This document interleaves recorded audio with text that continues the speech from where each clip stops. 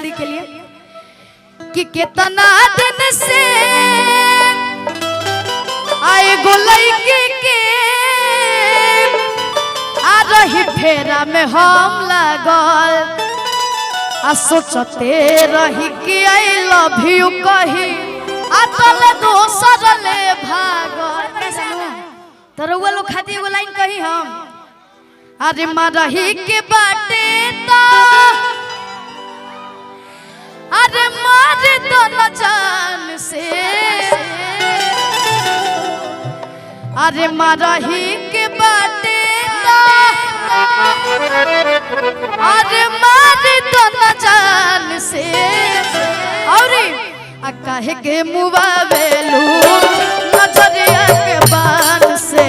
काहे के मुबावेलू नजरिया के बान से मरही के बाटे तो मरही के बाटे तो मर दो न जान से काहे के मुबावेलू नजरिया के बान से काहे के मुबावेलू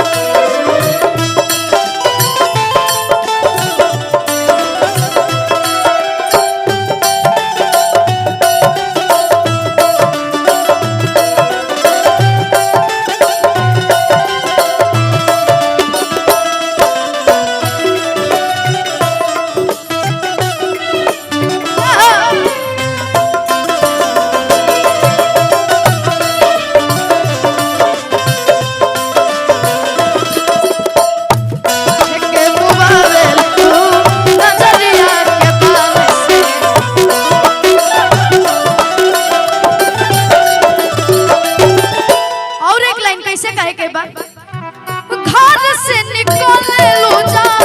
साजी सवार के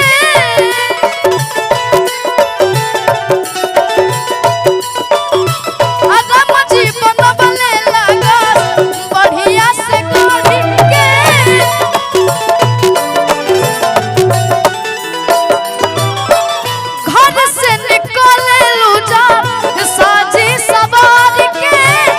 राम जीवन बने से गढ़ के। और अभी हम सभी के बीच काजल दीदी आई हैं तो उनके लिए हम एक लाइन कहना चाहेंगे, जानते हैं क्या काजल दी? अब बुद्धि फेल कइले बाड़ू बुद्धि फेल कइले बाड़ू बूढ़ा का जवान के आ कहे के मुबावेलू नजरिया के बान से काहे के मुबावेलू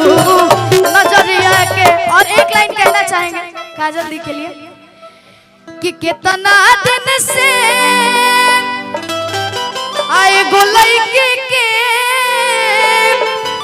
आ रही फेरा में हम लागल आ सोचते रही कि आई लव यू कही आतल दोसर ले भागल। कैसे आना है कि कितना दिन से एगो लड़की के रही फेरा में हम रही फेरा में हम लागल सोचते रही कि आई लव यू कही सोचते रही कि आई लव यू कही कल दोसर ले भागल हो कल दोसर ले भागल कि कितना दिन से एगो लड़की के रही फेरा में हम लागल रही फेरा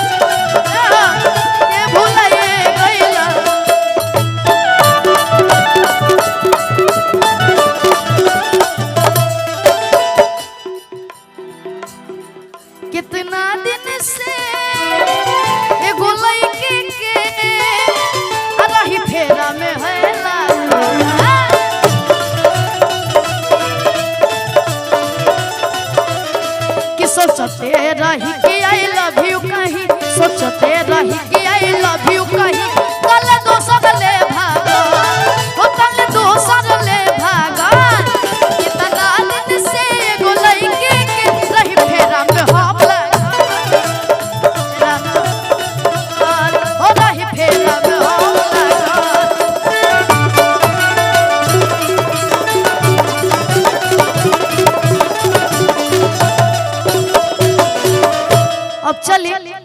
ई लाइन तो हम कहनी है